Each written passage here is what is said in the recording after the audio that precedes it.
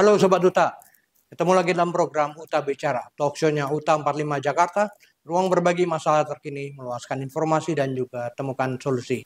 Kita akan kembali lagi ngobrol-ngobrol situasi terkini bersama Ketua Dewan Pembina Yayasan Uta 45 Jakarta, Bapak Rudiono Darsono. Halo Pak, apa kabar Pak? Baik, harus ya, baik ya. Sesuai janji di episode sebelumnya. Oke. Kita akan ngomongin mengenai matahari kembar. Matahari kembar ya. Iya, Emang ada matahari kembar ya. Kita tahu menteri-menterinya Pak Prabowo, Pas Lebaran datang ke Solo, terus juga ada dari Polri datang juga ke Solo. Ini apakah benar menandakan ada matahari kembar? Kepemimpinan ganda Pak di negeri ini, bagaimana menurut Bapak? Kalau Pak Menteri datang ke Solo, ya sebenarnya itu wajar-wajar aja ya. Iya.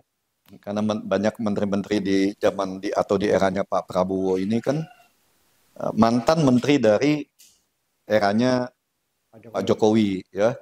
Saya rasa nggak terlalu ada yang harus dibahas atau diistimewakan. Cuman yang menjadi polemik kemarin itu kan karena adanya kata-kata panggilan ini bos saya gitu kan. Itu yang kita bicara masalah etika kepemimpinan. Ya, jadi mau ngomong nggak apa-apa, tapi yang saya sampaikan ya nggak usah dibikin rame-rame lah, kan gitu. Ya itu masalahnya. Kalau masalah Sespimen Polri itu yang datang ke Solo ke kediamannya Pak Jokowi dengan seragam lengkap dan dimasukkan ke dalam media sosial, ya itu yang sangat melukai hati rakyat ya. Karena itu secara jujur saya sampaikan kurang beretika lah, ya sangat buruk di situ. Kenapa? Karena mereka membawa nama institusi, ya datang ke kediaman Pak Jokowi yang bukan siapa-siapa lagi di sana, oke lah sebagai tokoh politik atau orang yang ditokohkan di sana nggak ada masalah. Tapi tidak usahlah dimasukkan ke dalam media sosial, dirame-ramein ya. Atau kalau mau minta arahan, petunjuk, nggak usah pakai baju dinas yang menandakan bahwa ini adalah sebuah institusi negara. Ya, apakah itu sudah berizin oleh pimpinannya? Ya di sini kan pimpinannya Pak Kapolri. Ya, pimpinan tertingginya itu Pak Prabowo. Apakah sudah ada izin dengan menggunakan seragam kedinasan resmi itu datang ke kediaman seseorang untuk meminta arahan? Kalau datang aja nggak masalah, ya. Tapi nggak usah lah pakai dinas seperti itu dan diekspos di berita-berita. Itu etikanya sangat buruk lah buat negara ini. Satu begitu, ya kedua sangat tidak baik untuk kita bicara ya. Kita nggak tahu ya, Pak Prabowo kan orangnya juga sangat wise ya. Apakah ada ketersinggungan atau Pak Prabowo masa bodoh? Tapi apapun ini akan melukai hati rakyat pendukung Pak Prabowo. Itu masalah yang paling pokok yang sebenarnya secara etika bernegara itu tidak boleh dilanggar. Karena mereka ini kan calon-calon pimpinan. Walaupun di situ ada mantan ajudannya Pak Jokowi. Ya, tapi justru itu harusnya menjadi sebuah titik dari menjaga kehormatan seorang bapak. Ya, jangan sampai bapaknya jadi bahan ngomongan jelek kan. Nggak usah show off begitu bahwa ini bapak saya loh, saya ada di belakangnya. Kalau kamu ada apa-apa, ini kan sama juga seperti show off kan. Ada apa-apa kita akan siap maju untuk membackup ini. Dan yang di situ bukan cuma dia pribadi sebagai ajudan, mantan ajudan ya, tapi dia sebagai Kepolisian Republik Indonesia dengan seragam lengkap dan rombongannya kan. Ini yang nggak bagus lah ya. Nah, seharusnya Pak Prabowo melakukan teguran lah, baik kepada menteri-menterinya dan juga kepada Kapolri gitu misalnya. Ya, kepada menteri-menteri ya sebenarnya nggak ada urusan ya. Tapi ini satu pukulan berat untuk Kapolri. Satu pukulan berat untuk komandan di Sespimen Polri ini kan. Ini sebuah pelanggaran yang sangat tinggi untuk etika seorang pemimpin ya. Ya ini nggak bisa Kapolri nggak bisa lepas tangan kalau dia tidak terlibat. Dan Pak Prabowo ya memang nggak boleh diam karena ini menyangkut nama baik bangsa dan negara ya. Ya ini masalah institusi yang berbuat kurang beretika. Itu masalah utama. Ya, harusnya ada bukan hanya teguran, harus ada tindakan tegas. Kalau yang saya bilang teguran-teguran itu sudah nggak dianggap oleh di mereka. Ya, teguran itu udah sama juga, ya, besok juga selesai kan. Apakah ada kaitannya juga kedatangan kepolisian itu ke Pak Jokowi terkait dengan RUU Polri itu atau RUU KUHAP? Gini, Bapak. RUU KUHAP dan RUU Polri itu kan bukan produknya Pak Prabowo ya. Itu kan sudah dirancang pada produknya Pak Jokowi. Kita sangat tahu itu. Dan kita juga sangat tahu bahwa posisi Pak Jokowi itu sangat tergantung dari kekuatan kepolisian. Kan itu. Jadi kalau saya asumsikan secara pribadi saya ya, kehidupan Pak Jokowi itu dan keluarganya sangat tergantung dari kekuatan kepolisian. Makanya saya nggak heran kalau di dalam RUU KUHAP dan RUU Polri itu dimasukkan atau ditambahkan semua kekuatan-kekuatan kepolisian di luar dari Kamtibmas. Ya, Kamtibmas dan lalu lintas yang seharusnya menjadi habitat dari kepolisian di seluruh dunia. Ya, kita nggak pernah lihat itu ada polisi di dunia yang sehebat polisi Republik Indonesia, kepolisian Republik Indonesia ini kan. Ya, tapi kita juga nggak bisa tutup mata karena ya ini tempat tempat satu, kalau kita ngomong gimana ya, satu di mana Pak Jokowi menganggap di pandangan saya pribadi ya, saya nggak ini ya, ini adalah tempat paling aman buat Pak Kapolri, Pak Jokowi untuk berlindung. Itu maka dibuatlah benteng sekuat-kuatnya agar tidak tersentuh. Kan itu pandangan saya. Ya saya juga nggak tahu pandangan orang lain karena opini masing-masing kan bisa berbeda ya.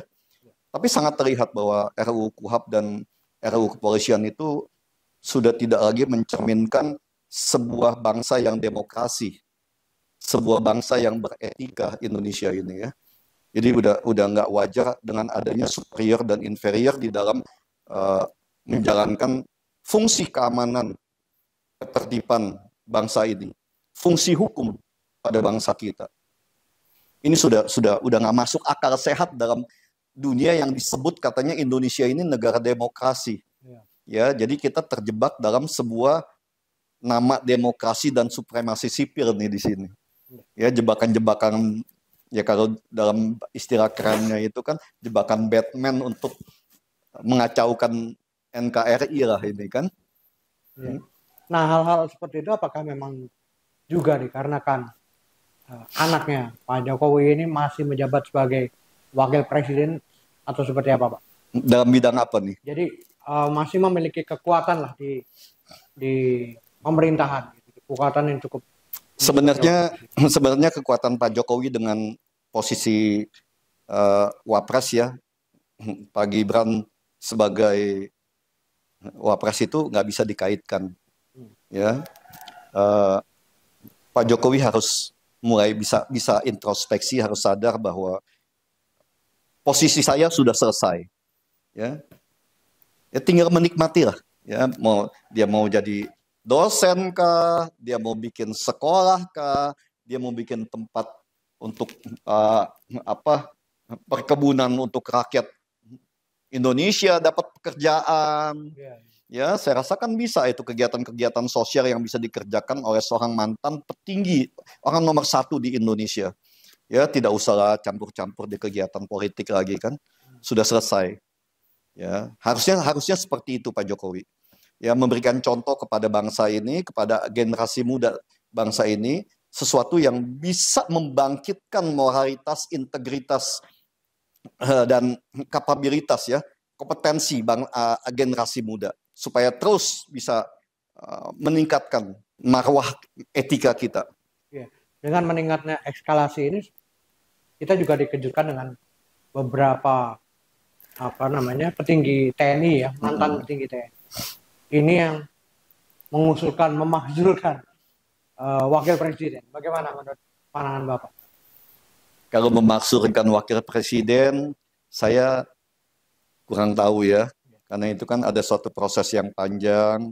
Apakah itu memungkinkan? Karena di situ kan dianggap mempermainkan konstitusi negara ya dengan adanya pamannya yang duduk sebagai ketua MK, itu kan yang sebenarnya dalam satu negara itu tidak boleh kan, ya adanya konflik kepentingan di sana. Bapaknya sebagai presiden, dianya sebagai calon wapres, kan harusnya ini yang tidak boleh terjadi. Ya, nah cuman untuk melengsarkan, menjatuhkan atau mengganti atau mencopot Mas Gibran sebagai wapres, ya prosesnya saya nggak ngerti kemana gitu kan. Itu yang belum nyambung karena itu diminta melalui MPR. Sedangkan kita sampai hari ini masih menganut sistem pemilihan langsung oleh rakyat. Ya, tapi juga di situ di poin nomor 1 kan dicantumkan supaya kembali kepada Undang-Undang Dasar 45 yang asli, di mana MPR itu berdiri kembali sebagai lembaga tertinggi negara yang bisa mengangkat dan memberhentikan presiden serta wakil presiden. Ya, saya rasa itu yang harus kita cermati berkaitan dengan wapres. Ya, kalau masalah mengembalikan polisi ke fungsi pokoknya untuk mengatur lalu lintas dan Kamtipmas, saya rasa itu sangat baik ya. Itu pemikiran para sesepuh bangsa kita yang tidak ingin juga negaranya ini hancur hanya kepentingan dari sekelompok orang tertentu. Ya, karena yang selalu saya sampaikan kan, hukum kita ini sudah bobrok, sudah rusak. Bangsa kita ini hanya menjadi korban dan sapi perah dari para pejabat-pejabat busuk kan, ya, daripada para koruptor. Kan ini yang selalu kita sampaikan. Ya, saya rasa itu cukup bagus ya, dan ini adalah keprihatinan dari para tokoh bangsa yang pernah memimpin bangsa ini. Saya rasa bagus itu. Ya, RUU Polri sendiri kan dicermati ini sangat berbahaya di sini. Nah, kedepannya bagaimana Pak? Kalau misalnya RUU ini disahkan, apakah memang harus ada gerakan-gerakan atau seperti apa? Ini ya, saya juga yang saya bilang kan, saya malas saya bicara masalah ginian ya. Ya karena ini kan banyaknya koruptor-koruptor yang berkuasa, yang masih memegang kekuasaan di Senayan ya. Banyak orang baik juga di sana, tapi banyak koruptor juga yang memang berusaha untuk menjaga kekayaannya dan kehormatannya itu yang diambil secara tidak sah, tidak halal, dengan merampok hak rakyat, hak negara. Mereka ingin melindungi dirinya kan. Itu yang selalu menjadi perdebatan kita semua. Dari kelompok yang baik pasti juga tidak akan setuju ini. Mereka ingin sebuah negara demokrasi yang benar-benar menganut sistem demokrasi secara baik dan benar. Ya, masing-masing equal, memiliki hak dan kewajibannya masing-masing. Mempunyai batasan-batasan tertentu yang mana boleh dan mana tidak boleh. Mana bagian saya, mana bagian kawan saya. Itu yang seharusnya dijalankan ya. Jadi RUU Polri ini memang yang saya sampaikan, ini kan produknya eranya Pak Jokowi ya. Ya, saya nggak tahu Pak Prabowo nanti akan bagaimana, saya nggak ngerti. Karena protes mengenai RUU Polri ini sudah sangat banyak. Ya, mulai dari Mbak Natswa yang langsung berbicara dengan Pak Prabowo waktu itu, masyarakat sipil, tokoh, pengamat, sampai dengan mantan-mantan pemimpin atau sesepuh bangsa ini, yang para jenderal itu yang sampai ratusan orang itu turun gunung lagi kan, turun tangan lagi, sampai ada Pak Tri di situ.